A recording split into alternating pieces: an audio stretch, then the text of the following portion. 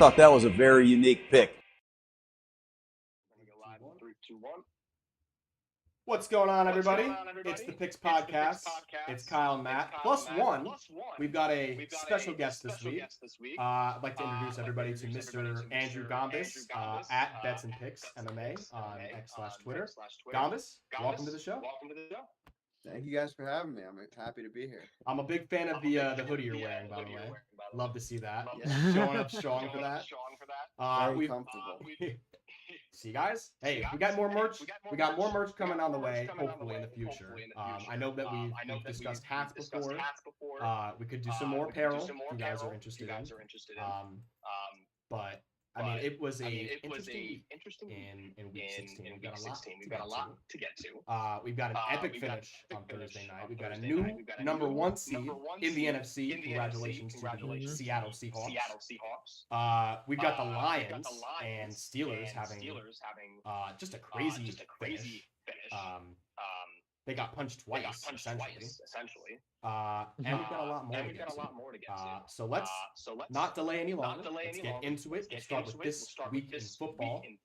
Guys, a record 14 NFL teams are now mathematically eliminated from the playoffs after week 16. That is the highest number at this point in the season since the league expanded to 17 games. So it's getting down there. It's getting pretty narrow. It's kind of wild because at the start, like going into this week was like one of the latest it's been in a while where like no teams have won their divisions. That's what I'm and saying. Now it's like almost every team has been determined for the playoffs. It's basically so. I don't know if you have the number, Kyle, in front of you. But I know a lot of teams are in the. I know a lot of teams clinched this week, and a lot of teams are in the clinch next week just by math. This week alone, I know Seattle clinched, Eagles clinched, Bears clinched, Niners clinched, Patriots clinched. At least 5 teams. And then if Indianapolis loses tonight, then basically the whole AFC is determined outside of the AFC North, which will most likely probably be the Steelers after the Steelers win and the Ravens lost. Well, we'll see because it's not impossible. I mean, the Ravens would obviously need to win, and then I think Pittsburgh has Cleveland in week 17. Yeah. Baltimore's got to go. Basically, the only way the Ravens will get the division is if they win out and the Steelers lose out. Correct. Any other scenario, the Steelers will win the division. As we all know, the Steelers have reached 9 games. That is their allotted, not allotted maximum, but that is their allotted minimum, I guess, for the season. So that's it.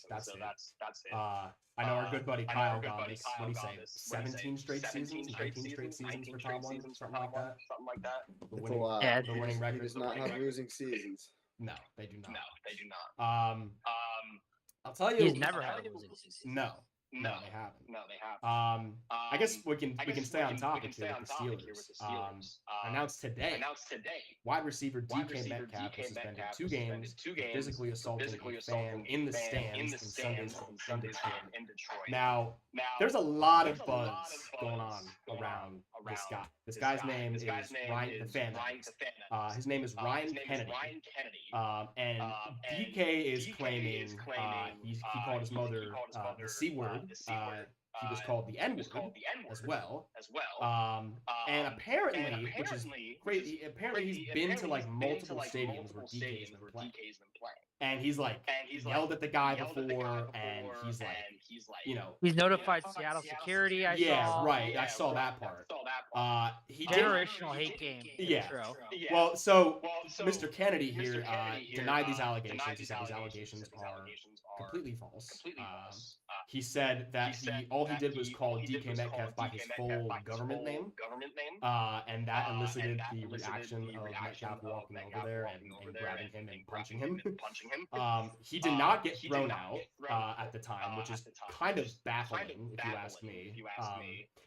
All I know is this, right? Like, you can't just punch a fan, right? Like, I'm not saying what the fan did is right if the race claims and the other stuff is true, but I do think that DK should have been thrown out, and I did say at the time he needs to be suspended at least 2 games, and that's what the NFL came to the conclusion for. I just don't think you can just go around punching people, you know. Regardless of what happens now, I think that's a whole separate thing with the race claims and whatnot. But you can't just go into the stands and start punching people and not expect anything.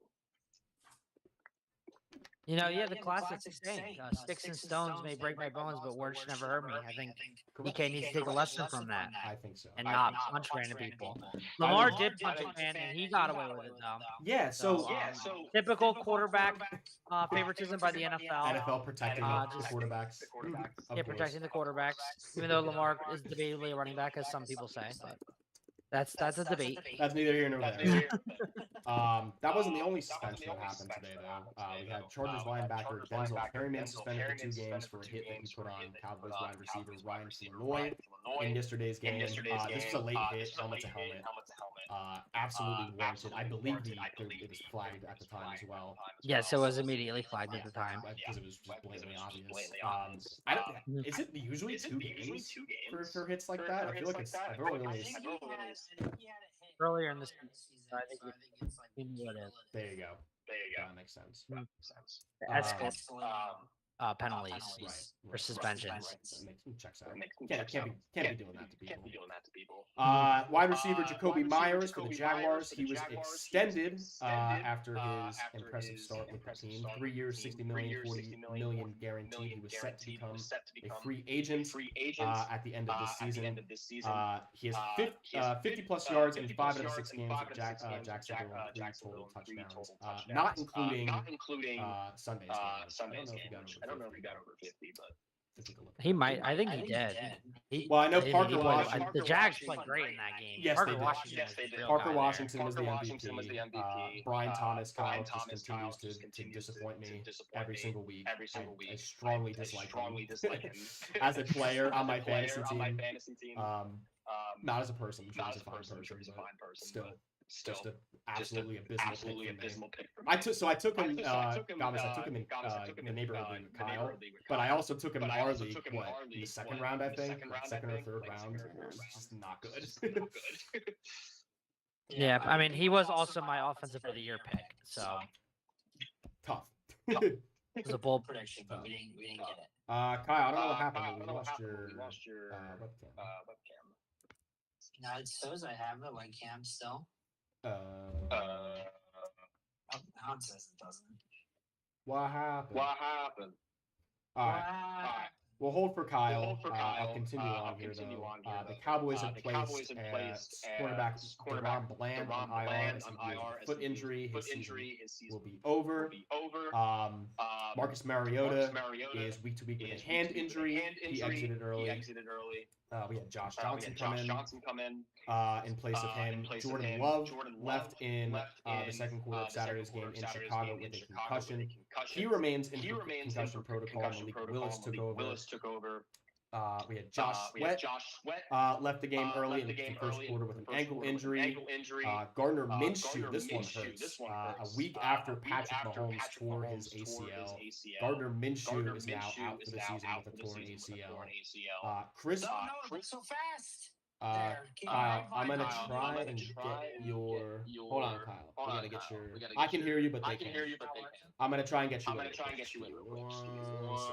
second. Work my magic. Boom! There you go. All right, we're back. They can hear you now. Yeah. Okay, they can hear me now. Breaking news. KB, the KB Grapevine obviously had a Matt on the news. Gardner Minshew did not tear his ACL. He just has a knee injury. He's expected to probably miss a game or 2, but he does not have a torn ACL. There you go. Courtesy of Kyle. Chris Oladokin. Give you guys $50 if you knew who that was prior to Sunday. Will now be the quarterback going forward, I guess, until Minshew's back. Doesn't really matter. Chiefs are eliminated. Doesn't really matter. Chiefs are eliminated. Quinshawn Judkins, Kyle, our favorite player. Dislocated ankle and fractured fibula. He's carted off. His season is done. JJ McCarthy, he left in the first half of Sunday's win against the Giants with a hand injury. He did not return. Minnesota also lost running back Jordan Mason with an ankle injury and starting center Ryan Kelly to another concussion. His third of the year. Lamar Jackson left Sunday Night Football with a back injury in the second quarter. He did not return. The Ravens are calling it a significant back contusion. He is listed as day-to-day. Still not healthy. Still not running the ball effectively as much as he can.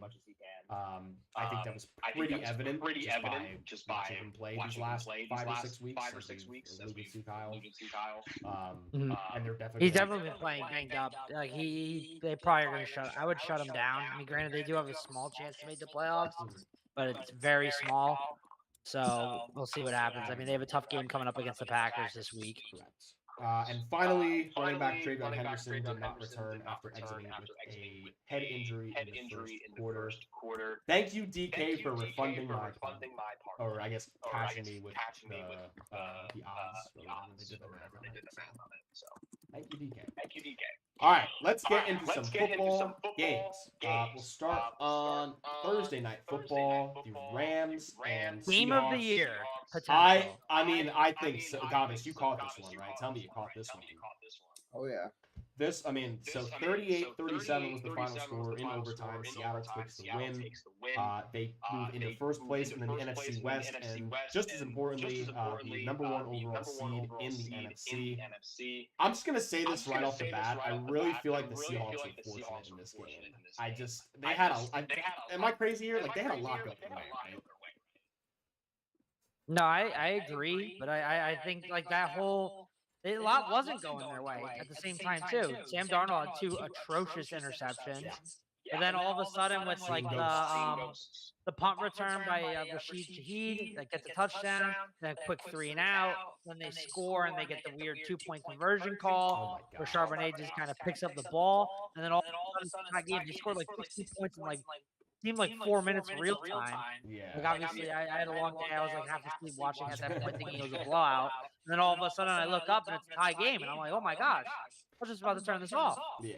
I mean, the numbers at the halftime would have told you the Rams were winning by 20. So they had 42 plays to the Seahawks 20. They had 22 minutes of total possession to the Seahawks 8 minutes. 257 total yards to 120. They were 2 of 8 on third down, so I feel like that's where Seattle kind of made up a little bit of ground. But yet the score was only 13-7 going into the locker room. So like Seattle was doing their thing. They were hanging around as they do. I feel like they've done that a lot this year. And then the Rams kind of just take over in the third quarter. It was 30-14 at one point. And then you mentioned the Shaheed punt return. I think there were 3 straight 3-and-outs actually by LA. And then AJ Barner and the wild 2-point conversion ended up tying it. What'd you guys think of that 2-point conversion call? Because I know Kyle, you and I had talked about it a little bit on the side, but Gabas, I wanted to get your thoughts on that ruling because it was like I couldn't make heads or tails of it to begin with. I couldn't either. I didn't know what to expect. I kind of expect, like, if you put a gun to my head, I thought they were not going to call it too, but yeah, they did. And, there was a lot. The game was just crazy as a whole. I mean, when the Rams were up, I think they were up like 31-14. Everyone's like, yeah, including myself, Rams are the best team. I said it too. Yeah, losing, and Seattle just made it happen. And that's 2 really tight games that they've had. The 2 of them have had now, and we might see a third in a couple weeks. I'd love a third. I would absolutely love a third match between this. And I feel like going back to like you said, the Rams are up so much. Big part of that, Puka Nacua. I mean, he had an unbelievable game, 200 yards, 2 touchdowns, virtually unguardable. If you ran into him or Stafford or both of them in fantasy, you were basically a dead duck this week. Which I think, Kyle, did you get Puka this week? I did not get Puka. I got Stafford and JSN. I was very upset because in the first half they both didn't really do that much, and then the second, like mainly the fourth quarter and overtime, they just exploded. It was very upsetting. Yeah. Just going back to that 2-point conversion, because I know we talked. So it was a backwards pass. But my whole thing was that they blew the whistle right after Charbonnet picked it up. So I did a little bit more digging on it, and apparently the ruling is technically correct. Charbonnet made what is defined in the rulebook as an immediate continuous action. So they're basically saying he went right over to the football, didn't break his stride or anything, picked it up. And based on that continuous action, they were able to retroactively go back, even though they blew the whistle, and say, oh, he never stopped. And because it's technically a backwards pass, we're going to give him the opportunity to pick up and possess the football. But the thing is, it's like he wasn't really like running over to the football, right? He wasn't like, if this ball's live, I'm going to go get it. He was just kind of jogging over there, like he was going to give it to the official anyway. So I don't know. I guess they got it right. It was a weird ruling. I don't think we're ever going to see something quite like that in a while. But yeah, I think this was almost had that in the Lions Steelers game at the end, to be honest. Yeah, close. Honestly, Very similar. So. Almost had the same thing. I guess so. I mean, I still like the Rams more than the Seahawks. I love watching this Rams offense go to work. I just feel like part of the reason they're so good, I mean, they always know when they're going for it. They're prepared for every situation. Everybody knows their role. I think they have more pass catchers on that team than any other team in the National Football League. They even had our boy, what was his name? Mavis, the thicker kicker in this game because Cardi was hurt. Yeah, I'm in love with McVay, dude. I think he's a genius. I mean, find me another coach that draws up a perfect flea flicker into a tight end screen that goes for 17 yards. I just love that. I just love the offense. I really do. But Seattle comes out on top. They are the #1 seed in the NFC 2 weeks to go. I did not see this coming, Kyle. I don't think either of us were particularly high on Seattle going into the season. You know? No, we both were not. I know we both did not like the Sam Darnold move, but it looks like it's panning out. For Seattle. I think it's panning out. I think we both like the Geno Smith move by the Raiders more, and it just could not be further from the we were pretty off on that one. All right, let's move on here. We'll touch quickly on our Philadelphia Eagles. 29-18, the final score. The Eagles break the curse. They clinch the NFC East. They are now back-to-back division winners and back-to-back seasons for the first time since 2004. Kyle, you were at this one, so I guess yes, I was. I was a honorary Washington Gold member. Oh, look at that! At this game. That little gold butt member. Thanks to my Eagles Rewards credit card, me and Aaron, friend of the pod, we got tickets to go to the Eagles Commanders game. We had seats in the club section, so that's why I got my Washington Gold band, where we were able to access free food throughout the entirety of the game. It was very delicious. They had these apple cinnamon cookies that were like super warm and gooey, and they like melted in your mouth. That's what she said, but also phenomenal cookies. I had like 3 of them. Yeah, but the game was nice. It was cold. Honestly, I kind of like what the Commanders have done. The last time I went to the Commanders Stadium was in 22 with Aaron, and that was before they really had their identity as the Commanders. And so they had like these cool like pregame shows of like Game of Thrones style of the country. Like each like the district they called like their stadium like the district, and it like zoomed through like Game of Thrones intro style. They called the Philly Quaker Town, which I thought was quite funny. No, but it was definitely a good atmosphere. Sucks, I guess, for Commanders fan that it was probably 60-40 Eagles fans there. Yeah. You texted me, I believe your word was what, home game light is what you said? Yeah, home game light. Especially towards the end of the game, it was like almost all green. But no, me and him had a lot of fun. We did have a little parlay going. I had Devontae Smith anytime touchdown. He scored that pretty early. And then he had tackles for Bobby Wagner, 5+, which we thought was total tackles. So we thought we had it, but then we were looking at it in the fine print. It was solo tackles, and he was like not close. And we're like, oh crap! Still didn't have it. And on the last play of the game, he got the 5th tackle. Like on the last. I was gonna say he was everywhere. He was everywhere when the game was close. But he did get it though, so that was lit. Yeah. We did cash. Kyle, is the tush push dead? Yeah, the tush push is dead. I think I said this a while ago. I think I said after the Bears game that the tush push was dead. The O-line's just not as strong, and they're so injured. And like obviously, when the Eagles aren't good at the tush push, nobody complains about it anymore. So it's obviously hate against the Eagles.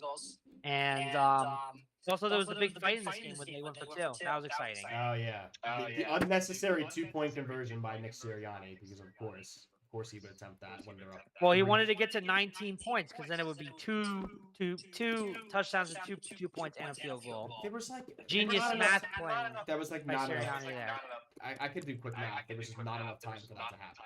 Well, I think it's because they wanted to send a message to Elliott that you suck. We don't even want you to do an extra point. Get your shit together. That's my theory on it, because he was terrible.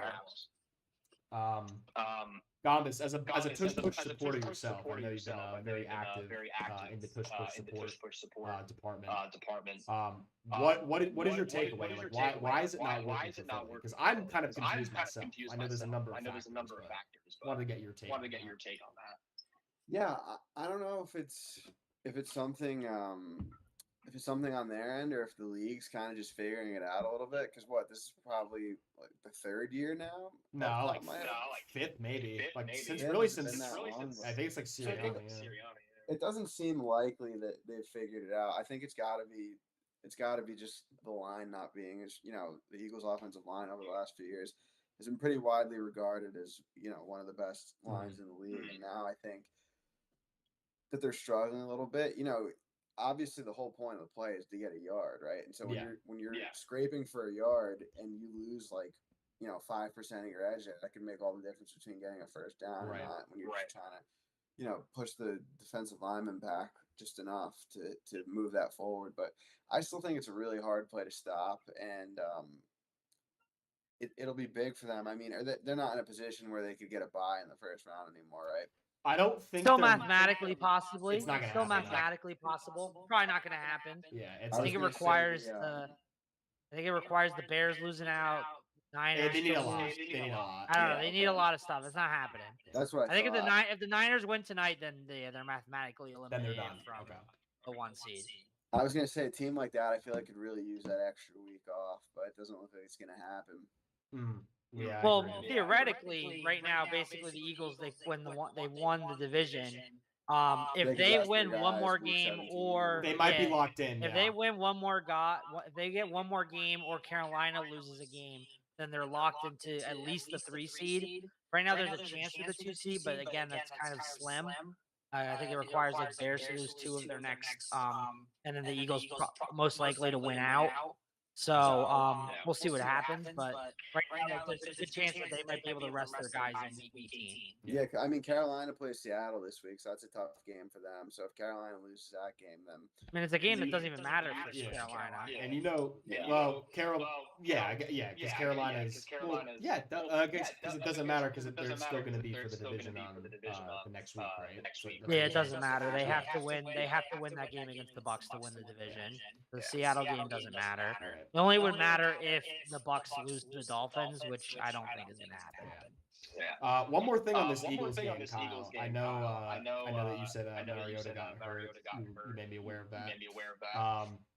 Josh Johnson came, and that's notable because the guy has been in the league forever. And he's first played against Philadelphia all the way back in 2009. He's played against Jeremiah Trotter Jr. and Jeremiah Trotter Sr. He's faced Donovan McNabb and Jalen Hurts, and he's thrown interceptions to Asante Samuel and Cooper DeJean. I just think that's quite historic there. Mm-hmm. All right, let's move on. We said there's a ton of feedback. The next Saturday. Kyle and Matt talk. Just an FYI. Uh-oh. Why would that be the case? My technician gave me the okay. Before it started. Let's see. Audio. We should be good. I think we should be good. Let's put a noise gate on. Gambus real quick. All right, Anthony, if it continues, let me know. I'll take a look at it. All right, moving on to Chicago. We had another good one down the stretch. Well, I guess this game technically wasn't really that good until the end, because I thought this game was over. Chicago ends up winning 22-16 in overtime. A huge come from behind win for the Bears. I actually was out at a party with my girlfriend. I left when it was 16-6. And it was about 40-minute drive home. I got home and I saw the final score. I'm like, what the hell did I miss? Because I watched basically the entire game. Yeah, this was just an unbelievable ending. I feel like this kind of just this win encapsulates the Bears season. Every season they've had, like every game they've had so far, it just feels like it's like this epic finish. Come from behind when they're down two scores. They need it right now and then.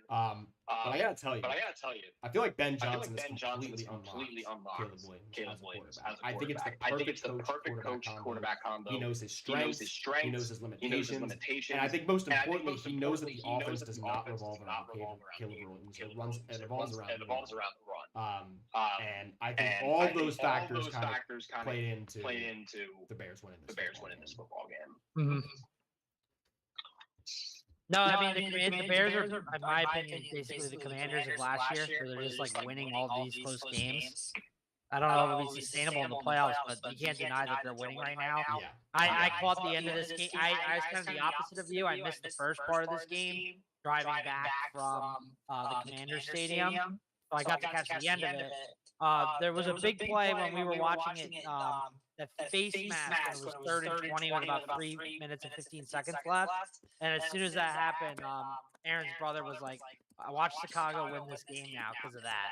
And that kind of like set them on a roll. I can't believe they at the end of the 2-minute warning, they weren't able to get the field goal off in time. I was like, oh, they're cooked. And then they somehow get the onside kick, get the ball back, are able to score a touchdown to send it to overtime. Then in overtime, they stop the Packers on 4th down, get the ball, and instead of just getting for the field goal, they go for the kill shot with a wonderful throw by Caleb Williams deep to DJ Moore, 46-yard touchdown. Yeah. That was crazy. If you started DJ Moore in fantasy like I did, you were definitely panicking through. I think he had two or 3 points throughout majority of the game, and in the final 2 drives, because of those last 2 drives, he ended up with over 20 points in PPR. Yeah, he had that. I know he had the game winner, obviously, the deep ball from Caleb. Which was just a dot, by the way. That was a sick. Yeah, it was a beautiful throw. It really was. It was really a beautiful throw. You know what? I'm gonna try something on the audio. Kyle, if you have any more notes on this game, go ahead. I just want to try something. Yeah, I mean DJ Moore also good for him. He came out after the game being like, during the interview being like, "F the Packers, I hate them." And then he goes in the locker room with a cheese grater hat on. It's hysterical. But yeah, the Packers, obviously, things changed when they lost Jordan Love to injuries. That was a brutal hit on Jordan Love, which ended in him going to concussion protocol. One thing I kind of like Malik Willis a lot. I think Matt LaFleur kind of goes into his bag as a coach whenever Malik Willis enters the game. I think I don't know what his contract situation is. If it's like up after this year, I'm just checking right now. But I mean, I could see him kind of getting a bag, or not a bag, but like getting an opportunity to start somewhere next year. You know, I gotta say, I really don't think the offense changes drastically with Willis in there. I really don't. I think they just do more runs. Yeah, I think because he's been a better runner than Jordan Love. Yeah, and I think they're already a run-first team, so like it doesn't really change all too much. You know, with the play calling and whatnot. I just think you lose a little bit of pocket mobility with Malik Willis. I think Jordan Love has a better deep ball. Yes, Malik Willis is a free agent after this season. Okay, so he is a free agent. Okay, gotcha.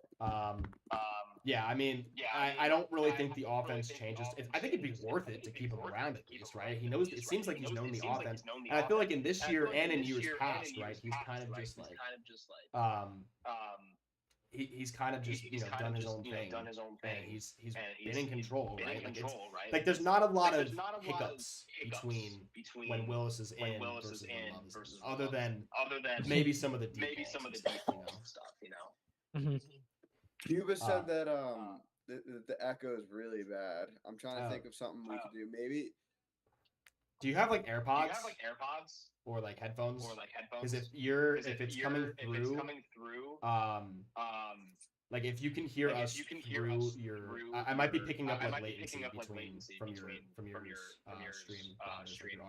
your audio stream. Yeah, that could be where the echo's coming Because you from. guys are on the same, like you guys have your own separate audio. But if you can hear Kyle like audibly, if you have like AirPods, just maybe grab them and connect them. That would.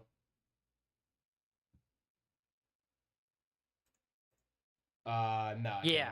Yeah, I can hear you. We can hear you through FaceTime. Yeah, but the podcast won't hear you. Yeah. Maybe like me having my FaceTime speaker on and my. Maybe that's better. Better. Wait, go ahead. That's Kyle. probably the echo's probably coming from you. It's I think it's when Kyle's talking. No, because my audio is getting picked up through your audio. Gomez, I can see it. So if you have AirPods or headphones, I would recommend. Yeah, give me a second. Yeah, it's kind of like in and out. Yeah, hopefully it hasn't been too bad, but I've been told now 3 times it's been bad. Wow. Sorry to our Spotify listeners. Whoops. All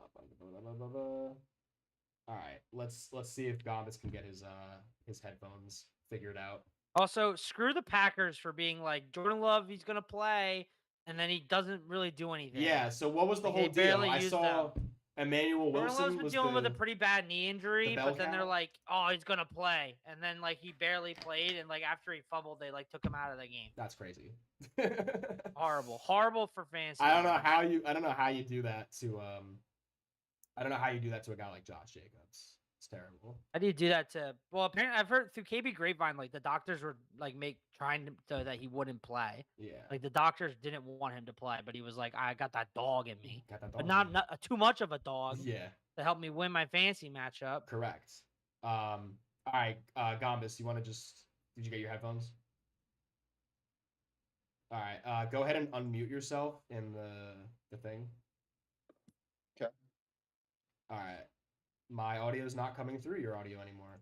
All right, so that should fix it. All right, so I think we did it. Yes, I'm getting 3 separate. Yes, let's go. Okay. Let's go. All right, so it looks to be good. Wait, now I'm getting. What is this? Why is it spiking? All right, my audio is good. No, now my audio is coming through your audio a little bit, Gomez. I don't know why. Why is it spiking? No, now it's not. All right, I'm just gonna. I'll keep an eye on it. As we go. All right, let's move into Sunday. We've got the Browns and Bills. What did I want to do? I was gonna say just rip through the irrelevant games. Yeah, I guess I could rip through them. That would. Titans beat the Chiefs. Titans suck now. Yeah, Titans beat the Chiefs. I know you're very happy about that. Breeze B, baby. Breeze B. Was that a big hate watch for you, Kyle? No, I like the Titans, and I knew they were gonna win. I bet on them. They won. It was nice. Interesting. Tony Pollard. He's 50 yards away from being the only player, along with Derrick Henry. Him and Derrick Henry will be the only players to hit 1,000 yards in the past 5 seasons. There you go. He had a big game again. It's his 3rd straight game over 100 rushing yards. So very nice. How about the Chiefs? Only 133 yards of total offense. That's less than the Giants had. Yeah, Chiefs suck. Chris Oladokin, 7th round pick in 2022 from South Dakota State. I believe the Steelers drafted him. He gets into the action. I guess he'll be the starter next week. With Minshew dealing with that knee injury, not a torn ACL, as we heard through the KB grapevine. I did pick Kansas City in this one, Kyle, just so you know. Tough. Yeah, you fool. Tough. Fool. Let's see. Next irrelevant game. I guess we could talk about Dolphins. Bengals Dolphins. Quinn Ewers. The Ewers. He didn't do that great. Joe Burrow. He had fun. Yeah, I was gonna say the big topic with Joe Burrow not having fun. I think he had a lot of fun. Rest in peace if you played Chase Brown because he had 3 touchdowns. Yeah, he had a lot of touchdowns. That's that. That's the analysis of that game. Thomas, do you have anything to add for these 2 games? No, I don't. Yeah, we can go on. Vikings Giants, another irrelevant game. Real quick on this one, I did want to ask you, Gambis, as a Jets fan, because I know there's been some talk around this. We actually talked about this in a previous week. As a Jets fan, would you trade all 5 of your first-round picks this year and next year for Joe Burrow? Yes. You would. Haha. Well, there was the report the Dolphins offered 4 first-round picks for Burrow before the 2020 draft. And they declined it. Well, yeah, obviously, because Joe Burrow's on the Bengals. Yeah. Clearly. Clearly. They didn't have no counter offers, no nothing like that. They just said no. No. They must have just said no. Kyle, next irrelevant game. Vikings Giants. That's the one I had. Perfect. Kind of not irrelevant because I guess Giants Raiders next week. This is the battle of the first overall pick. Right. So it's relevant for bad reasons. It's relevant for bad reasons. 16-13 was the final score in this one. I know there's a really bad roughing the passer call against Jackson Dart in the beginning of the fourth quarter, which is another deplorable example of how messed up the rules are, in my opinion. I think this was a very obvious tank job by the Giants. Jackson Dart was 7 of 13 for 33 yards and 1 interception, no touchdowns. Finished the day with 0.02 fantasy points. He's gonna beat me too. Oh, it's terrible. There's a pretty good chance Matt and I. Well, I already am in the contention in the league that we're in, where I am the punishment in the beer mile championship. Where the loser will have to do a beer mile. So we have If you're not familiar with that, that means you have to run a mile, and every quarter mile you have to finish a beer. So 4 beers, 1 mile.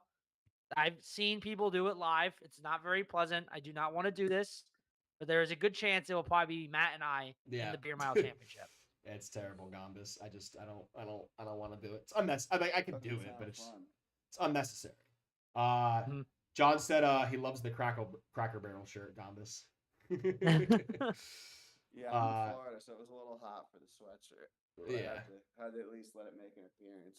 What's the weather like down there? It's in the 70s still. Yeah, high 70s, low 80s. Not in the 30s like it is over here. It's been wish. Freezing, bro. It's been terrible. Yes. This game. The only other thing about this game is, the week isn't finished, so I can't officially award the Tua turnover of the week. But 2 nominees are in this game: both Jackson Dart and JJ McCarthy. Horrible picks, batted up. The one for the Giants, for McCarthy, I wish would have counted, was the one where it bounced up and was returned for a touchdown, but then it was negated. Yeah, I saw that one. Yeah, by Joe Carter, that was pretty bad. I didn't even really see the offsides in that one. It didn't really look like he was offsides. I didn't think but so. They called it anyway. That sucks. But yeah, JJ McCarthy, Jackson Dart, Matt. I'm gonna see if Matt maybe put up a poll so the community can vote on the Tua turnover of the week. Yeah, considering the week's not over. But JJ McCarthy and Jackson Dart, 2 nominees for the Tua turnover of the week. There you go. I love that name. Yeah, it's well, it was named after because it's a weekly segment I like more than the KBTs at this point. Well, we loved the KBTs last year. We were making a lot. Last year was the KBTs year. This is the Tua turn the ball over. Correct. Of the week here. John says, "Beer is the devil's poison." Couldn't agree more. All right, next game. I guess it's irrelevant. Chargers Cowboys. Chargers 34, Cowboys 17. John, I'm sorry. We're going to talk about your Cowboys real quick. I'll be objective, though. Tale of 2 halves in this one, really. So it was 21-17, Chargers at the half. It was really 17-14. Chargers went on a 2-minute tear at the end of the half where they made the Cowboys defense look like Swiss cheese. But if I'm being objective... that's all year. Yeah, but the Cowboys did a pretty good job in the first half. I really liked the defensive adjustments the Chargers were able to make in the second half. They kind of took away the explosive plays that Dak was able to open up. They keyed in on the run and short yardage situations. They were able to force 2 turnovers. I saw Quentin Johnston have that nasty one-handed touchdown catch in the first quarter, which is just disgusting. The Chargers do clinch a playoff spot in this game. Cowboys, I think the direction... Chargers have not clinched a playoff spot. That is fake news. Who's lying to me then? Chargers need a Colts loss tonight to clinch a playoff spot. All right, so they might clinch a playoff spot, and they'll probably clinch next week. A Colts loss tonight will clinch a playoff spot for the Chargers, the Texans, and the Bills. Basically, the whole AFC will be set for playoff teams outside of the AFC North winner if the Colts lose tonight. Gambus, you're distracting me with your dogs. You got both of them? Yeah. Oh, man. Look at them. Cowboys. Disappointed in the Jets. Yeah, we'll get into that one next, I guess, if you want to take us to New Orleans Gambas. 29-6. Oh God. Oh man, dude, is Brady Cook really the best you guys can do? Is there no other guy out there to play No, I mean quarterback? he was the third string and undrafted rookie, and I guess they figured why not give him a shot once Tyrod got hurt, and it hasn't necessarily worked out, but I get why they tried it, and at this point in the season, it doesn't really make sense to try to Yeah, I sign a think so. veteran quarterback or something. That's fair. That's fair. Undrafted rookie out of Missouri, Brady Cook. I mean, have you seen anything from him? Because the first start he made was like really, really rough, and from what I gathered from this game, it didn't get much better. Yeah, he's not in a great situation. Obviously, he's no one to throw the ball to, but Fair. he makes plenty of mistakes on his own. Yeah. Yeah. I mean, I like to see the Saints end their season on a pretty high note. Good for Kellen Moore. Dude, Tyler Shuck, Tyler Shuck, number 2 in Rookie of the Year odds. I know, which is for like Offensive Rookie of the Year. I did not think that would be the case. 6-3 as a starter. I did not think that Or would not be the 6-3 case. as a starter. He No, could go but 6-3 as a starter if he I mean, if he wins 3 straight out. wins. 3 straight wins for the Saints. Which 3 is straight wins. Pretty impressive. Jets got shocked. Definitely pretty deplorable what they did at the end of the game, though. I think going for it there and throwing the ball, right, Gambas? Going. Yeah, Taysom Hill touchdown. It was third down, and the game was over. They were already up multiple scores, and still felt the need to throw to the end zone. But terrible. What can you do? Nonetheless, really, really rough performance all around. They don't have too much going on. Obviously, having no one at the quarterback position is hard. Yeah. Obviously, they're a much more competitive team with Tyrod. Not having Garrett Wilson, obviously their only good receiver, and he's obviously a really, really good receiver. But they don't have a wide receiver 2 or a wide receiver 3. Starting to get a little production from the tight end position with Taylor and with Rucker. Yeah. Brees Hall having a solid year. Outside of that, there's just not much going on offense. The line finally seems to be pretty good, but hoping they could, with all these picks, hopefully they could add some offensive weapons coming up. Yeah. It's never... Are you looking for a quarterback? Do you want Heisman Dosa? Yeah. I mean, it really depends how much. Excuse me. It really depends how much they like one of those guys. I don't know too much about college. I haven't done my scouting yet. They're gonna get 2 cracks in the first round this year and next year. So you could be a little bit patient if you're the Jets. If you have someone you like, you go get them now. If you don't, you could kind of sit back and say, okay, we're gonna sign a veteran in the offseason. We'll take our shot at a quarterback in 2027. So I don't know how much, and it depends how the rest of the season shakes out. If the Raiders win next week and the Jets, I assume the Jets are going to lose out to the Patriots and the Bills, and we'll see how the chips fall with the Raiders, Giants, Titans. I mean, the Titans aren't taking a quarterback, and the Giants aren't either. So no. Yeah, the Titans just won. I think right now, if you go to, I think the Jets currently hold the number 4 overall pick at the moment. They're right now the Browns being ahead of them because of tiebreaker, and then I think the Giants and the Jets have won. The Giants and the Raiders have one less win. Yeah, there you go. I mean, Jets obviously. I think they're looking for a quarterback. Again, I'm in the same boat as you, Gambas. I haven't really done any of my research yet. I've only really heard the names and whatnot. But I do think they're in a pretty good spot, right? Like the special teams is good. I think you got to get another receiver, definitely to complement Williams. Brees, I mean, there was a lot of, talk about him being traded. That obviously didn't end up happening. So you've got somebody at the running back position. I think when healthy, the O-line, right, we've seen is really, really good. I mean, Oli Fashu has been unbelievable this year. Great. I think they absolutely hit on him. And, they did trade away some pieces on the defense, but I think the future's in front of the Jets. And I got to make you a promise. I want to have you back when the Jets are playing relevant football. I'm knocking on wood that won't take very long, but gotta have you. It's been quite some time. I know, man. It's been like the Sean Green Jets era since it's been good for you guys, but hoping it'll be better soon. Amen. Amen. All right. Let's move on. We got one more irrelevant game. Cleveland? Cardinals. Oh, Falcons Cardinals. I guess that one's kind of relevant because that's a playoff team. But That was a 4 yeah, o'clock game. Falcons Though. Cardinals. That was a cute little game. Yeah. Kyle Pitts, on elite tight end touchdown trajectory. First year 1 touchdown. Second year 2, 3. Year 3, 3. Year 4, 4. Year 5, 5. So if he goes in the league for like 20 years, he's getting 20 touchdowns. His 20th year. Good, man. Good. He's on an elite trajectory right now. Yeah, this is a pretty meaningless game. I feel like the Falcons finally won a game that they were supposed to win. You know, like against this deplorable Cardinals team. 7 straight losses, by the way, for the Cardinals now.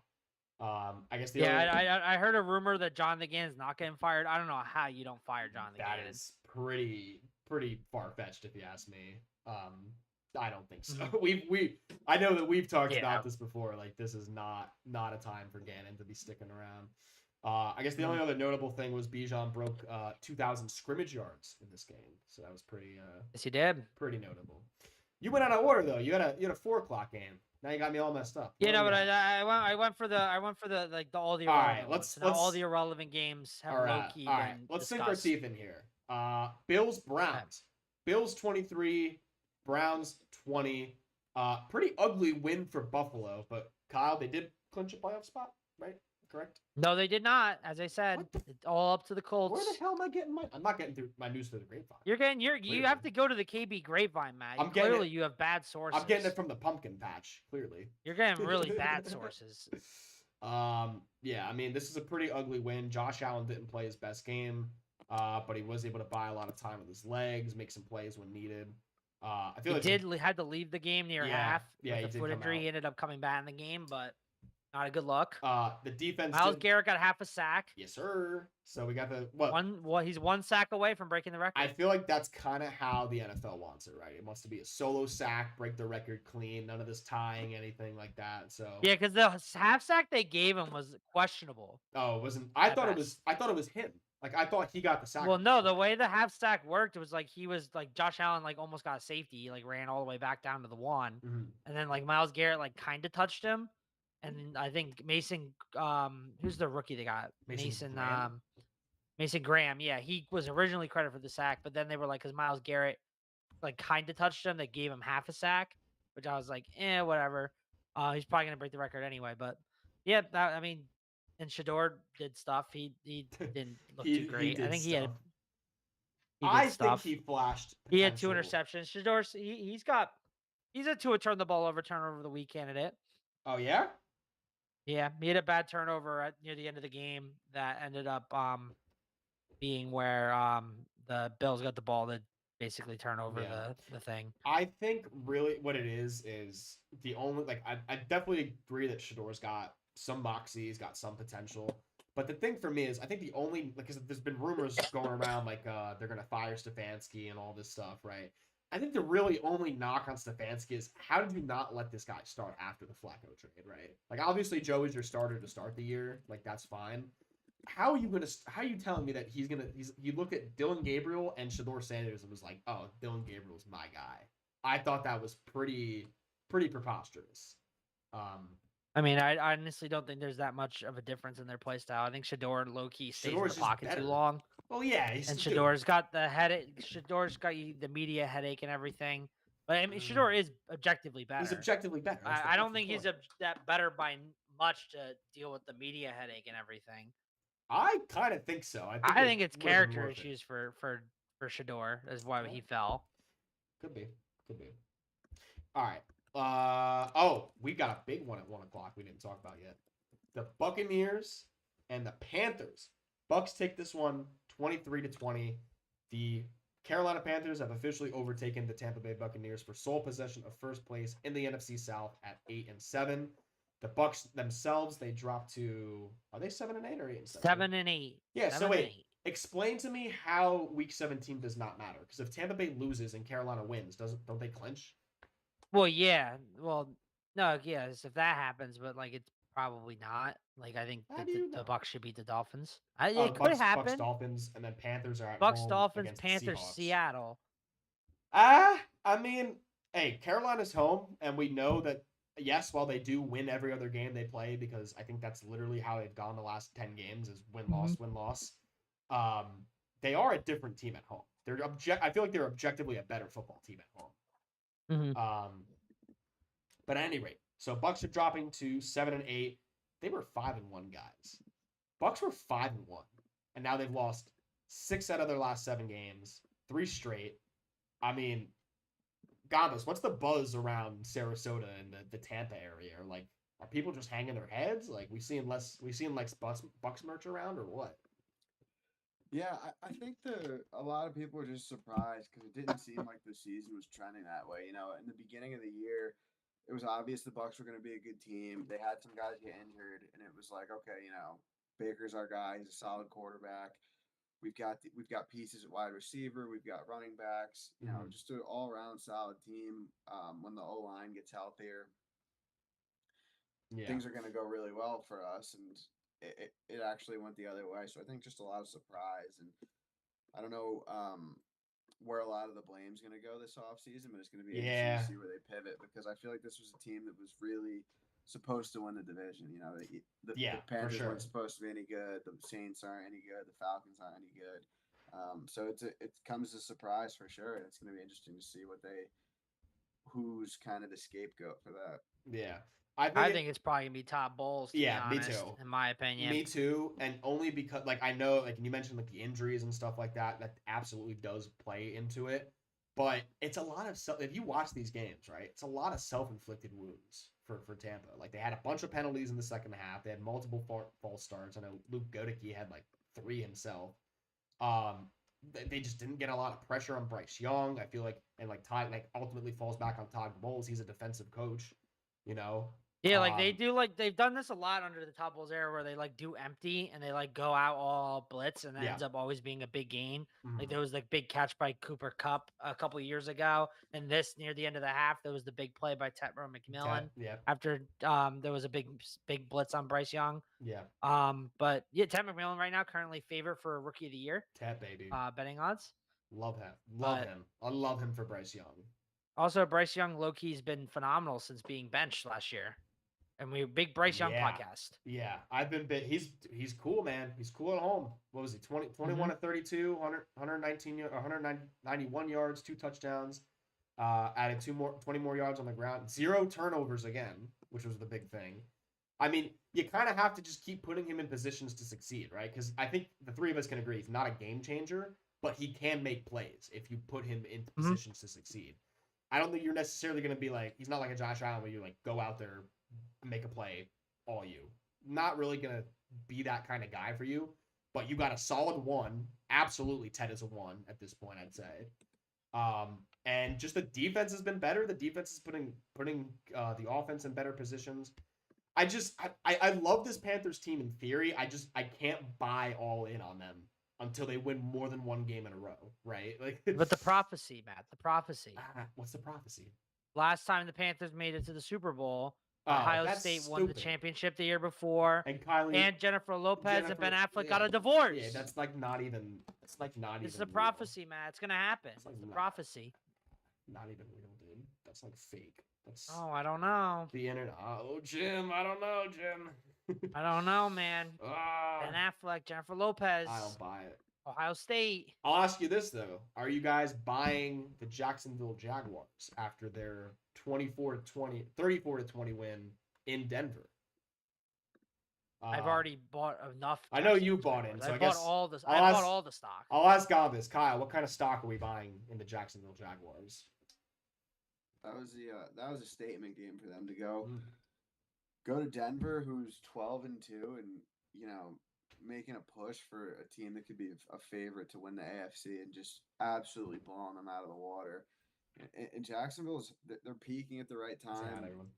They get a coach that comes in and just really steps up and gets everything trending in the right direction. It's Yeah. a Jaguars team that's kind of been up and down over the last however many years. They they make the playoffs, they miss the playoffs, they have some injuries, and Cohen goes in there and puts them in position to win a division, make a playoff run. So I think Lawrence is really hitting his stride, and Yeah. they're a team to watch for sure.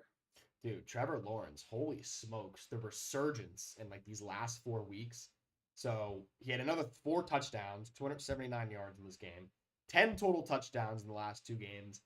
And I No think turnovers. I was just gonna say the most important thing is that as a team, even not just Trevor Lawrence, as a team, they have 0 turnovers. Well, actually, no, just for Trevor Lawrence. Trevor Lawrence has 0 turnovers in the last 4 games. Really, since that Arizona really since that Arizona game, I feel like this team has just been completely different. And you're right, Gobbs. This is absolutely a statement game for the Jaguars. And, Not to interrupt, but Alec Pierce touchdown. Oh, Alec Colts Pierce. take the lead over the Seahawks. Attaboy. I meant the Niners. God damn it. The Niners. Alec Pierce, 20-yard touchdown. Jake, yes, the Saints and Jets was discussed already. I'm sorry you missed out on that conversation. We had some choice words for Kellen Moore after his despicable performance throwing the football up 3 scores though. Don't you worry. Mm-hmm. Dude, Phillip Rivers, 52 passing Dude, he's yards slinging already. it right now. That's I had the game on the side. Dude's slinging it. I love that. I absolutely love that. Was it a pass or was it a run? It was a pass, 20-yard pass. Why is it not showing up? No, he's slinging it right now, Phillip Rivers. 20-yard pass. There we go. Boom. Leg 1 of the parlay. Down. Let's go. But yeah, the Jaguars are hot. 6 straight wins. They're averaging 2 takeaways a game. That's almost 3. Oh, they got the box with all his kids. What? Oh, like they're one of the. They showed on the broadcast. They have like a box. Those, it's like 20 kids in there. Yeah. It's all his kids and grandkids. Yeah. Kyle, how far do you think this Jags team can go in the postseason? I think they could potentially go all the way. I mean, I'm kind of kicking myself that I wasn't brave enough to call them the 1 seed. They have a real shot of potentially getting it. Granted, I mainly thought that if the Ravens had beat the Pats, I doubt the Pats are probably going to lose to the Dolphins and the Jets. The Broncos could easily lose one of their next 2 games. I know they play the Chargers at the end of the year. And they play the Chiefs, but then they should probably beat the Chiefs. Yeah. But I mean, I think this Jags team is really good. I think their defense is very solid. They definitely have players on there. And then honestly, adding Jacoby Myers to this offense since the trade deadline, Trevor Lawrence has looked a lot better. He's had more time to acclimate to Liam Cohen's system. And right now they're really hot. And there's not a lot of teams right now. I know we've been saying this a while on the pod that there's not really a true favorite. I mean, you could argue the Rams, but they just lost to Seattle. Well, I think I don't think there's a true favorite. The AFC, there really is no AFC is wide open. Honest. The AFC is wide open. So I think the Jags could make a run. Yeah, I agree with you. I don't think there's a clear favorite in the AFC. I think you've got I really still think it's the Bills versus the field. I think it's the Bills versus everyone. Yeah. I think the Bills are due. I mean, I think the Jags honestly are my second favorite team in the AFC. Yeah. I guess real quick on Denver, in this game they just weren't very efficient. I feel they kind of just lacked efficiency, and that's kind of why they lost. They were 5 for 14 on 3rd down, 1 for 3 on 4th down. They had 2 turnovers. They ran the ball well, but not enough in my opinion. So I've been calling this Denver team fraudulent for a while now, and I didn't think this would be the game that they'd go down. But in hindsight, right, they played a team that gets a lot of takeaways, and an offense that I think stalls out and really only scores when it really needs to, or if they're beating up on somebody in Denver. I don't know. I should have had this game being a little bit closer. I did pick Denver in this one, but I did think it'd be a little bit closer. Falcons. Oh no, Falcons Cardinals we already touched on. You forgot one more relevant game: the Raiders and Texans. Which Raiders and Texans was actually objectively kind of close, right? No, it was a good game, honestly. I was keeping an eye on it in red zone just because I know we had the under for the tees. Yeah, but the Raiders, honestly, made me feel better about the Eagles with the way the Raiders played in this game. Yeah, Genty had a great game. Yes, and Ashton freaking Genty. Of course, he has the best game when I'm going up against him in fantasy, naturally. 24 carries, 128 yards, a touchdown. He also had a touchdown through the air. I think he had a big 60-yard touchdown. Screen, essentially, just untouched. Yeah. Houston struggled to move the ball in this one, which was kind of surprising a little bit, just because I feel like they kind of found some consistency in the last few weeks, as opposed to just being that stagnant offense, right? Because back a while ago, Gambas, we were calling for Stroud was going through his concussion stuff, we were like, dude, Davis Mills got this team playing, and they were like, I think they had 3 wins in a row with Davis Mills, and I was like, Kyle and I kind of agreed, like maybe just let Stroud sit a little bit and watch, but they got the win again. I guess the formula to beat Houston, right, is just get after Stroud and let him make plays, because he just didn't really have it. Like, I feel like the Raiders' one strength is their D line, right? Max Crosby, Malcolm Koonce, Adam Butler. They got some guys up there, so I feel like that is their one strength. Obviously, we've been preaching it all year. Their secondary and their O-line. Yeah, and the O-line's the big weakness for the Texans. Yeah, or for the Raiders. Well, O-line. The O-line Texans' for the O-line Texans is too. bad. Yeah, that is true as well. But the Raiders have a decent pass rush, so with Max Crosby. But yeah, honestly, I thought the Raiders might have been able to win this game. I did too. Obviously, Texans were able to hold on. For a hot minute, they had a bad call go against them at the end of the game. They kind of cost them their shot. It was like a 3rd and 20, and the Texans threw the ball nowhere close to being caught, and the Raiders got called for pass interference. I love bringing up ref ball. I didn't see that particular play, but I'll take your word for it. It's been bad this year, has it not? Like, just overall. Yeah, just ask Puka Nacua. Yeah, Puka. Puka, who's slowly becoming one of my my most intrigued players. He's fascinating how he just I'm loving how he's fast tracking like the Antonio Brown shit. Yeah, the Antonio Brown arc. He is definitely on the fast track for his Antonio Brown arc, because I went from thinking Puka was just like a nice quiet dude to, oh my god, he's the biggest diva wide receiver in the league. Yeah. Overnight. Speaking of ref ball gamas, we'll move on to the Steelers and Lions game. Steelers end up taking this one 29-24. This was a crazy ending. I'd love to get your thoughts on just the whole ending, the whole end to this game. It was just perplexing to me how long it took for everything to get figured out. Yeah, same. I thought the game was over. I kind of stopped paying attention to it because it seemed like the Steelers had it locked up. Yeah. And, the Lions kind of made some stuff happen, and then it came down to that last play where, it's about as close as could be without the penalty, and then you throw the penalty in there. It was just kind of chaotic. And, the Steelers needed that one for sure. They were about to be on the outside looking in, and all of a sudden now they're in a spot where you could feel pretty good about it, in my opinion, if you're a Steelers fan. They've got one more game left. They got Cleveland, and that's, again, right, as you said, that's a game they got 2 more games left, but if they beat Cleveland, one of them's Cleveland. I'm saying, that's a game you got to feel pretty good about, So the thing with me with the ending of this game, and this was all set up by Chris Boswell missing a chip shot 37-yard field goal, which doinked it. Never does. The guy's automatic. And you've got some penalties on this drive. I know there was a pass interference called against Pittsburgh. I thought it was a pretty good call. He hooked him on the shoulder, I thought.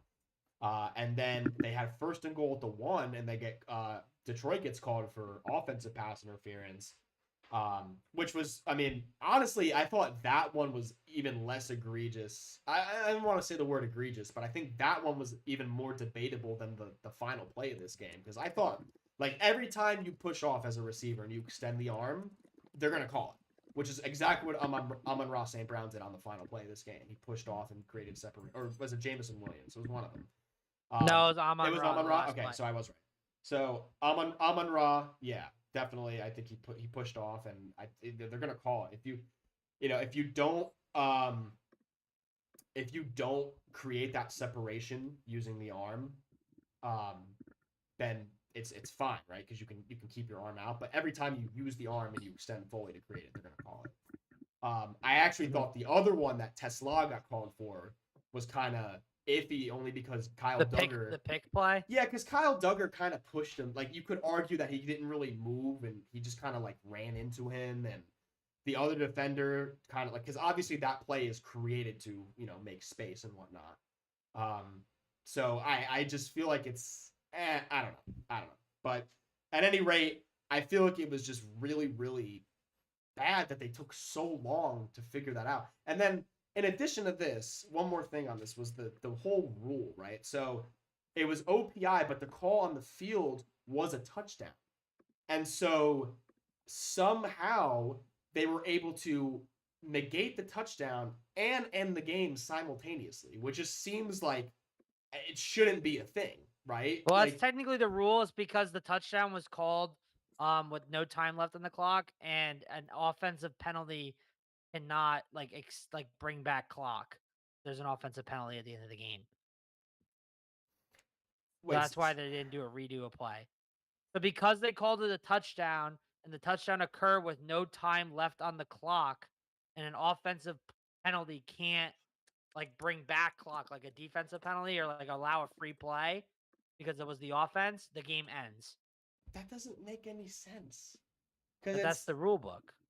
I'm saying, yeah, I'm not questioning the ruling on the field because by rule they called it correctly. No, I'm that makes questioning so the much rule. sense because then like you would just do like if you had no time left Yeah, and like you would just do a penalty on offense yeah. to get another play. Like that's not fair. I guess that's fine. Like if you're in a Hail Mary situation, I there's no guess time left. it still Why wouldn't doesn't you sit just well. do an OPI if you're obviously not going to catch it just to get another shot? You know, Oh, I see what you're hypothetically, saying. you could do that. Well, then they just need to make a caveat. That It's says just you can't do it on unfortunate, but that's purpose. like if they didn't rule it a touchdown and they ruled it by like when Amon-Ra forward progress was stopped, then there would have been a second left on the clock and Detroit would have ran a play. But because they ruled it a touchdown and the touchdown occurred with no time left, it ended the game. I still don't think it makes sense to me in my head. I get what you're saying. It still doesn't sit well with me.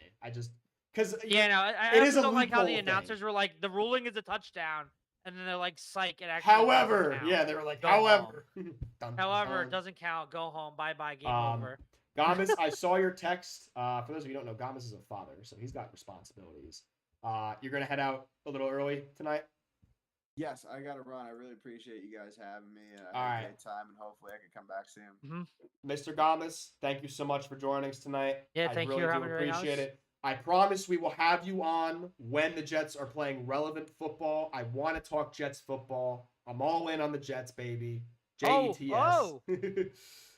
Why? I Sorry, can't. They can't be my We AFC got a team. turnover in the Colts game. I have a soft spot for the Jets. I've always liked them, obviously better than the Giants, being an Eagles fan. I really don't have any animosity towards the Jets, but all right, Gambas, thank you for joining us. I'm gonna transition Thank here, you. of course. Appreciate it. Let's see if I can mosey on over to here. Well, bam! Colts just turned the ball over. Well, it says week 15, so you guys are just gonna have to deal with that. I don't have a graphic ready for week 16 because I thought Gambas is gonna be here the whole time, but duty calls. All that good stuff. But for the Steelers, right, Kyle? So Kenny Gainwell had a big game. Really, both the running backs, Kenny Gainwell and by Kenny oh Gainwell. my God, we That didn't even get to touchdown he that. got, that was incredible. Bro, so it was. I'm I mean, a big Kenny Gainwell guy. Love Kenny Gainwell. the thing is with you, right? I mean, you'll probably agree with me on this. That was total DPI bait, right? By Rodgers. Yeah. That was total DPI bait, and it worked because Alex Anzalone was draped all over Gainwell, makes the catch lying on the field. Nobody touches him. He gets up and walks in for the touchdown. And I think that was so big that kind of just changed the entire game because changed the whole momentum for the Steelers. Well, dude, up until that point, they had 60 total yards of offense before the 2-minute warning. 60 total yards as a team. After that, they went off. Steelers offense, the Steelers offense, after that, they just feel like they turned a corner. They ended up. I'm liking the Steelers. The defense is coming in clutch. The Lions, a good rushing team, only have 15 yards rushing. I know, dude. That's crazy. So they were. I was gonna say the Steelers finished with 481 yards of total offense after having 60 through 28 minutes. But then, yeah, you look at the other side of the ball, right, with the Lions. I gotta read you this Gibbs stat line because I still don't believe it. 7 rushes, 2 yards. Jahmyr Gibbs, we're talking about here. 7 Now, granted, he had 10 catches for 66 yards and a touchdown, but 2 rushing yards for Jahmyr Gibbs? Are you kidding me? Wild. Not great. Absolutely wild. Meanwhile, Jalen Warren, 14 carries, 143 yards. He had 2 rushes for 45 yards for touchdowns. 2 rushing touchdowns of 45 yards. Pretty asinine. But, yeah, set the Steelers up perfectly. And then Kenny Gainwell, leading receiver, 5 catches, 78 yards, and a touchdown. Which was also for 45 yards. Who would have thought? Big win by the Steelers. The defense definitely stepped up in this one, and you got to remember they're doing all this without TJ Watt. By the way, who's still dealing with the whole Yeah, he was collapsed still lung dealing issue. with the lung issue. Yeah. Crazy. All right, let's move on to. I guess this is our final game here. Yeah, Sunday Night Football. Sunday Night Plus, Football. I guess the game going on right now. Yeah, right. Colts, I guess 49ers are in the red zone. Colts fumbled on their second kickoff. Right yes, now, they it's did. 2nd and goal. It's 7-7 now. Demarcus Robinson scored a touchdown. Yeah, Demarcus Robinson scored when we were talking, but oh my God, get McCaffrey in there. Get McCaffrey in there. I bet on McCaffrey. Why is Brian Robinson in there? Oh, terrible. Anyway, here we go. Throwing victory for the Patriots on the road. Drake May had the game-winning drive. I assume you have more glaze for the man, Kyle. Yes, I do. I have Ben's Drake May glaze. Ben, I will start. After the game, he did send me a GIF of a donut getting glazed. Gotta appreciate that. That's iconic. That's iconic stuff. Ben's Drake May glaze. Drake May finally gets over the 300-yard mark. Congratulations. 380 yards, 2 tutties, 2 turnovers. Locked in during clutch time and is now 4-0 in primetime games. There you go. And locked up the Patriots a playoff berth.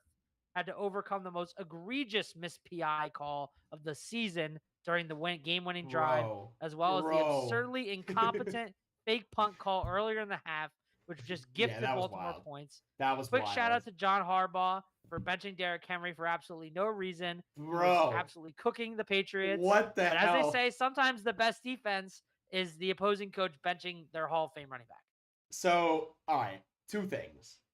That was not the most egregious missed PI call, even though it was a bad call. I know it's that was bad.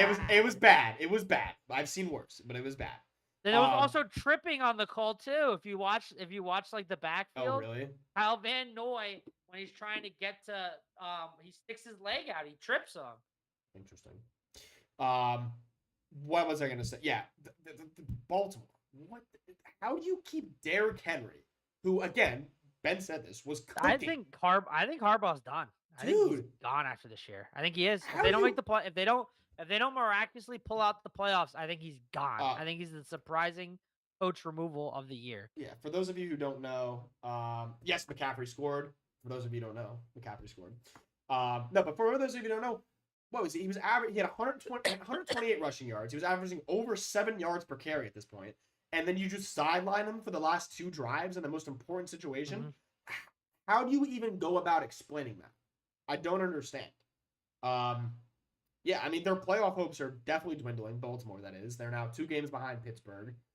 They need to beat Green Bay in Green Bay next week.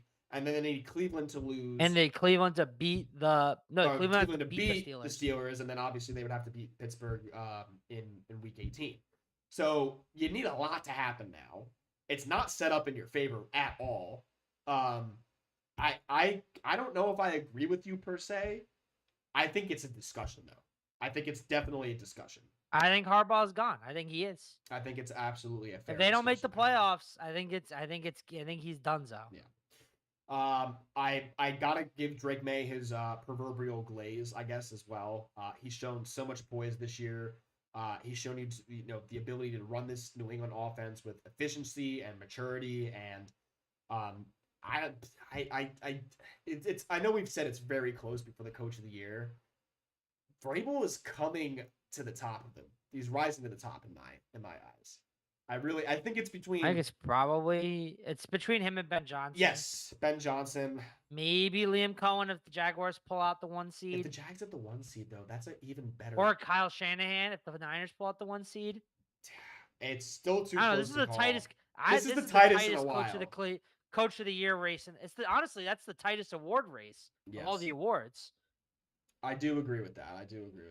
Mm-hmm. I would wholeheartedly agree with that. Out of all, I think if any of those 4 guys win it, you can't be mad. No, I think there's an argument for each and every one. I think they're all very, very justifiable. Yeah. Even Sean Payton, you could argue, but the league hates him, so he won't. No, dude, we don't like Sean Payton around here. No, boo Sean Payton, boo. Like Sean Payton. He's made some bad decisions as a coach too. We've seen him do. We've seen him. Did you see his comments about like the Jags before the Jags game, calling them like a small market team? Yeah, it's probably. And they stink. And then Liam Cohen in his press conference is like, "Yeah, we had some great showing for a small market team." Yeah, good. Like, Get him. Lovely. And Get then Sean Payton. Duval. Oh. All right. Dude, I saw a thing. It was like if the Jags win, the Jags go to the Super Bowl or win the Super Bowl, then like how the people say Duval is gonna change. Duval. Because they're gonna have to say it. Duval. Yeah, that's the only way I say it now. I don't say it very often, Duval. but that's the only way I say it for sure. I was gonna transition to Sunday night or Monday Night Football, but I realized today is Monday, and we're currently going right currently now. going on. Solid return right there by the Colts. Scoring update: it is 14-7. 14-7. 49ers. 4:28 We left. did have a Colts turnover. How'd that happen? Matt, you got to do a Tua turn the ball over poll. Yeah, I should. Can I tell you the nominees? Where do you want me to post this? On my story? I don't know. On picks, yeah. I'll post it on my story. All right, let me not post on your story. Let me not do this while I'm live. I'll post it after that. Well, do it tomorrow. Just write this down so you know, because there could be a nominee that appears in this Niners. I'll keep my. Could just right out win it. I have it. But the nominees are, for those listening, JJ McCarthy for his pick. It was pretty bad. You have to give me Jackson Dart. You have to give me the quarter in the situation. Well, they only have one pick in the game. Okay, so McCarthy's interception. So McCarthy's interception. Jackson Dart's interception. We'll do Romeo Doubs fumbling the onside kick and then getting hurt. That's pretty bad. Cost the Packers the game. That should be it. That should be it. That's pretty bad. But we have to. We'll let the fans decide. That literally cost Tua got benched. That's my vote. Tua got benched, so we're putting it to Quinn. Can I say Tua getting benched? Is it not a turnover technically? What, you want to put Quinn Ewers? But no. He didn't. Those were like, they weren't that impactful. And then I was gonna say Baker Mayfield's interception that iced them the game for Carolina. That was pretty bad. That was the only turnover. Miscommunication, but it's pretty bad turnover though. Yeah, that one it was. It's Baker, Dart, McCarthy, and Romeo Doubs. Yeah, that Baker. I think Doubs will probably win. But there could be a turnover in this game. There already was a turnover in this game. Yeah. But I didn't deem it worthy of the award. There's just a kickoff return fumble. No, it's bad. Pretty bad. Shit happens, not great. No, not great. I'll tell you what else isn't great, Kyle. The KBTs? Yeah. I'm so pissed, dude. I was literally watching. Obviously, I was watching the Lions game. That was the last game of the 4 o'clock window.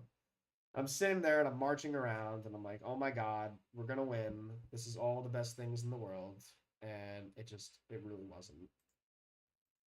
No, it's just been bad year for the T's. Bad year for the T's. I feel like I didn't sum that Some horrific beats, though. You had the freaking Steelers Lions thing this year. You had the Titans Cardinals game. Just horrific beats. I was watching this game with my brother and my other friend, and they were like, wow, that's bad beat. I'm like, you have no idea what we've gone through. Not only have we picked poorly, we've had so many bad, we've had 4 bad beats at this point. Historically bad beats at this point. Yeah, you had the Browns-Packers game. No, the worst one was by far when we thought that was the Cardinals and Titans. The Cardinals Titans was bad. This one was pretty bad too. That's there's 3 horrible beats I can just think of off the top of my head, and I'm pretty sure we had more than just that. They had the Detroit Lions had first and goal at the 1-yard line and did not score with a timeout. With a timeout, terrible. All right, what are we doing this week, Kyle? What are we doing? We got this week. I honestly, to be honest, I don't really like any of the spreads. It's kind of getting a weird point where a lot of the playoff teams have already been determined, and there's not really much to play for outside of seeding, which makes it very difficult to pick the plays. Correct. But I will try my best. We're going to start with Seattle minus 0.5. So Seattle money line against the Panthers. Seattle has a lot to play for. The Panthers technically don't need to win this game to clinch the playoff spot. They just have to beat the Bucks. So I think Seattle wins this one. Seattle's coming off an extra rest. Why don't we do? Wait, they're 7-point favorites. Yeah. What? Yeah, because Seattle's better, and Carolina's technically not playing for anything. Why don't we do Carolina plus 14? No, I want Seattle. I might footnote that one. Carolina also they alternate the games. That doesn't mean they're gonna lose. Yeah, okay. They're due for a loss. Lose by 2. They're due for a loss. They go win, loss, win, loss, win, loss. We're They playing. just came off a very emotional big game that they had to win against the Bucks. They're due for a letdown. They're also Seattle much had better extra at home. rest. Seattle's actually really good on the road. Okay. All right. Fine. Seattle's solid on the road. I'll take in the your Mike word. McDaniel era. I'll take your word. Give me Seattle money line. All right. Fine. Next one. I think the Ravens are cooked. Give me Packers plus 4.5. Packers. This is on Saturday night. Plus 1.5 on Saturday. I'm not saying these in order. I just realized I'm not saying these in That's order fine. when the games will be played. I'll adjust. But yeah, Packers plus 4.5. Packers are in a must win. If they win, they get in, I think, at this point because of the Lions loss. Yes, I So, believe that's correct. Yeah, Packers win and get in. Baltimore needs it too, but I think the Packers are a better team than the Ravens at this point. Ravens questionable coaching decisions with Derrick Henry. I like the Packers here. Okay. To at least win by 4.5. And the Ravens might not even have Lamar, so this line can move. I think this is a situation. Time to get it. Jumping on the line early is the way to go. Yep. So I think we get an advantage here. Next one, Christmas Day night game. Broncos minus 5.5. The Chiefs are cooked. They lost. They got blown out by the Tennessee Titans. The Broncos are coming off a bad loss. They want revenge. They hate the Chiefs. I just see this being a potential blowout, especially Minshew's probably not going to play. Give me the Broncos minus 5.5. Broncos by a tutty. Oh no, I got Broncos by less than a little. I got less than 13. I got 13 right now. So.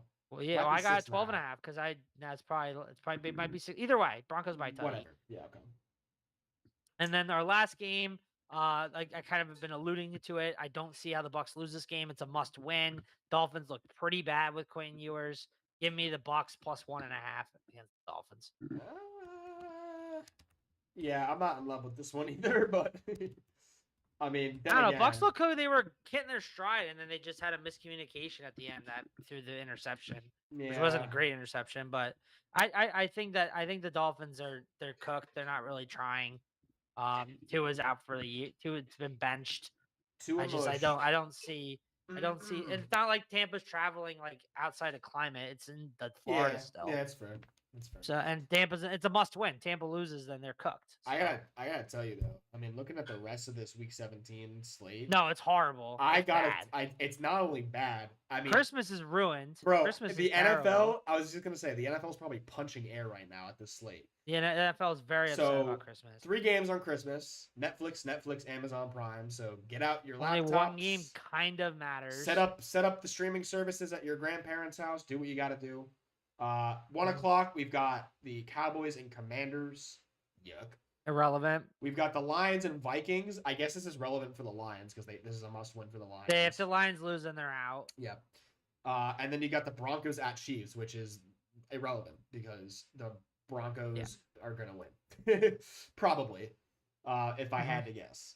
So, I mean, Broncos-Chiefs was shaping up to be a hell of a night. That's shaping up to be a pretty good game if Mahomes didn't die. That was going to be a hell of a game. Yeah, that was probably the one we were. Saturday though, you got some solid games. So Saturday we've got Texans at Chargers. Wow, that's an interesting game. All right, there we go. We're back on the menu. Saturday football. That's a big game. Big game for seeding. Out, dude. Chargers, if they win, then that game against the Broncos could be for the division. Oh, you're right. Yeah, because if the Broncos. Well, Chargers beat Texans. Broncos, because the Broncos lost. Yeah, because the Broncos would need to lose. The Broncos. That Week 18. Oh, the Broncos don't need to lose. All right, so the Broncos could win and then lose in Week 18 and still lose the division. Correct. Wow. But they could win They could win if they beat the Chiefs and the Chargers beat the Texans. That game is for the division. Interesting.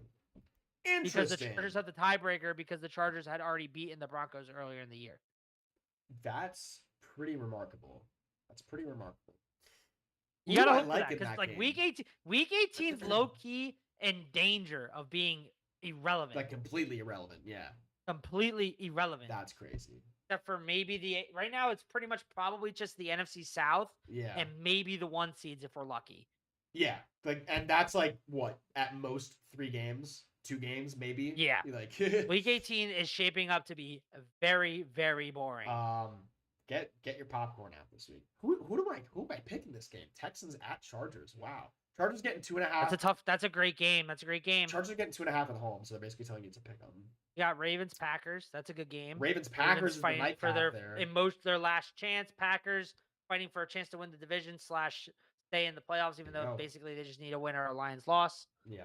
Then you got Seattle Panthers. You already talked about Steelers, Browns. You already talked about Jets, Pats. The rest of the the Bills, rest. Eagles.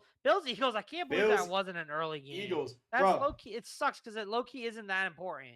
So it's objectively gonna be a good football game, most likely. But yeah, objectively, it's also not important. Like, is the thing. Yeah, objectively, it might not even be that good of a football game because, like, if the Panthers win and like the Niners win today, like the Eagles have a very slim chance of getting the 2 seed. Slim. So it's just kind of like they very need a lot slim. to happen. I mean, obviously the Bears play on Sunday night, so like they can wait for that because they play Bears Niners. There's only Sunday 2 night, games at 4, which it matters to it. But like, I mean, if the Eagles if they're getting blown out or if they're not close, they might pull their guys. Only 2 games at 4 o'clock. Giants, Raiders, and Eagles, Bills. Yeah. Yeah. No, there's another game. I think the they flex one. The Colts game is at 4 o'clock, but they're not showing it on the betting odds because the Colts are currently playing. Update on the game currently going on. Colts Jags is a 4 o'clock game. It is 14-7. San Francisco still end of the first quarter. Second and goal now for the Indianapolis Colts. Let's go. Throw another touchdown, Phil Rivers. And then Sunday night, we've got the Bears at 49ers. Sign me up for that one. That's going to be an interesting game. That's going to be a great game. Yeah, great game. I'm excited for that one. And then Monday night is the Rams at Falcons. Low-key kind of rolling. Could be a trap game. I don't know. Who knows? Probably not, though. Probably not. Mm-hmm. All right. Let's wrap up here. I know I asked Gomez to do one more thing, but obviously he had to head out early, so it is what it is. My one more thing is the state of streaming. I don't know what it is. I've had so many bad experiences. Yes, Phil Rivers touchdown. Who did he throw to? Let's go. What an easy bet. Alex Pierce. Alex Pierce again? Second touchdown. Ooh. What was my other leg in Let's this go. parlay? Easy bet, Matt. I bet Phil Rivers 2+ passing touchdowns, plus 330, plus 238. Easy win. I forget who my other. Oh no, there's a flag, but it's a flag on the Niners. Haha. Oh, it was. Colts fighting for their playoff lives. Was it Jamar Jennings? I don't know. I'll have to look later. Chargers. My one more thing, Bills, Kyle, is Texas the fan, state of the streaming services in 2025. I gotta say this. What was it? The Rams and Seahawks game on Thursday night on Amazon Prime was borderline unwatchable. I had to refresh the stream probably close to 30 times. It was literally every 5 minutes. It was just bad. Maybe it's just wrong with your connection because like I was fine. Well, I don't think so because it's been maybe bad. Your internet's messed up. ESPN's been bad. No, I refreshed my internet. I got Verizon Wireless. They hooked us up with a big JBL speaker in a thing. That you're gonna. Do you have your TV connected to with the Ethernet cable? No, I do not. There you go. I have Ethernet cable on the that's TV. The move? That's the move, Matt. Yeah. That's the move. I haven't had any issues. All right, maybe that's the move then. Sorry, I bummed out your one more thing. Well, yeah, thanks for that. Well, it better be good. Needs to buy Ethernet cable. It's my one more thing is I need an Ethernet cable apparently. Well, the what's this? He's got 2 games on Netflix and 1 game on Amazon Prime for Christmas. So we'll see how it works out. I'll see if I have any complaints. I'll try the Ethernet. Well, I'm not gonna be home for Christmas. You gotta do the Ethernet. You gotta do an Ethernet. I'm gonna be at the parents' house and then a family friend's house for Christmas Day. So I won't have the comparison side by side comparison, but we'll see. You will hear from me though if it's a bad stream quality. You will hear from me. So, What is your one more thing, Kyle? One more thing is like disease. I feel like everybody's getting sick. Bro, I'm sick pretty early. What the I heck? got pretty sick early in December. I was like one of the early adopters of being sick. That's good. But so you've definitely heard on the stream, but like I still have a cough, which is just getting annoying at this point. I don't feel sick anymore, but this cough just will not shake. I have like night sweats sometimes, and then I wake up with a very itchy, scratchy throat. And that's what I had. I've been coughing up. I had the scratchy throat, the night sweats. And then I coughed up. I was like, I can't believe my boss didn't be like, go home, Kyle. I was like in bad shape. I think in the office. I think because Jenny was coughing too, wasn't she? I think so. I think You probably caught it in New York. I think I caught probably it caught in it in New Morristown. York, dude. When we went out to New York, I feel like there were multiple people at that party coughing. It's a rat. It's a rat place. Well, I'm getting over it now. Like you can still hear it. Like I don't know if you've heard me throughout the show. Yeah, Kind of the nasally. cough. I don't know why I can't shake the Little bit. cough. If anybody could tell me how to shake a cough, like, Well, please, let me know. I've been talking a lot today, between like my job and then the podcast, and my throat is on fire right now. Oh, I bet you gotta get some honey in there. Dude, no, I got. Well, I do have honey, but I also have these Halls. The cough drops. Halls relief. We've got the Ooh, mentho. I like the Ricola. Mentholyptus flavor. I like the Ricola, the sugar free. Ricola. Fun thing about the Ricola sugar free is the first one time I got really sick in college and I was using it because I wanted to go out. Yeah. And I like didn't want to like miss out because like you only live once, Of course. But I didn't realize like sugar free candy is like a laxative if you take too much. Oof. So, like I ate like half a bag of Ricolas and I was like I had to poop like nonstop. It was bad. Well, hopefully, if you're listening, you guys are healthy.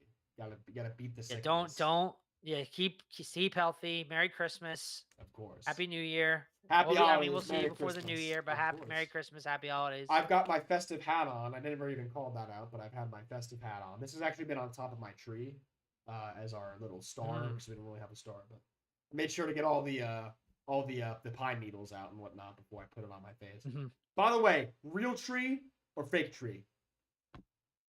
I think you got to do the real tree at least once, but the fake tree is very convenient. So I don't agree with you now, but I feel like if I had a fake tree, I would agree with you.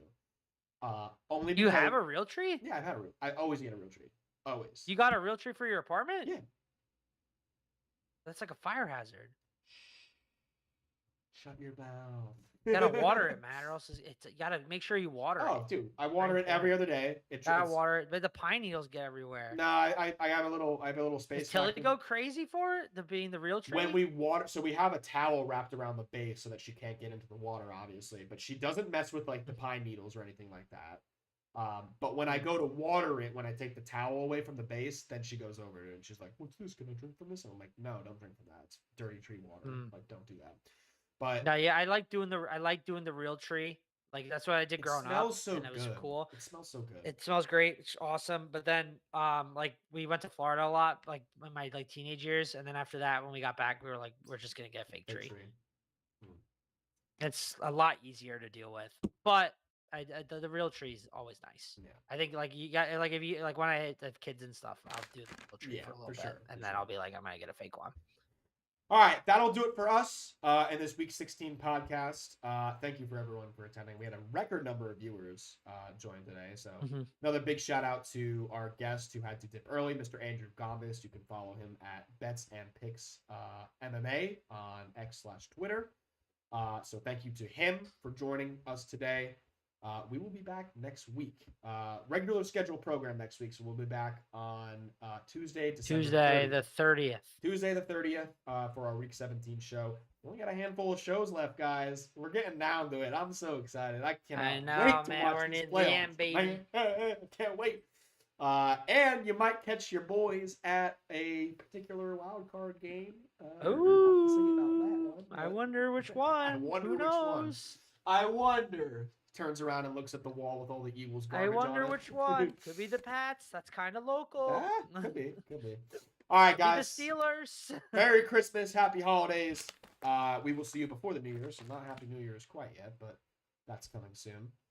Enjoy your Christmas with your family and your friends, your Secret Santas. I know, Kyle, you and I got one coming up. Yeah, we got Secret Santa coming up. Can't wait. But we'll be back in 8 days. So thank you guys for watching.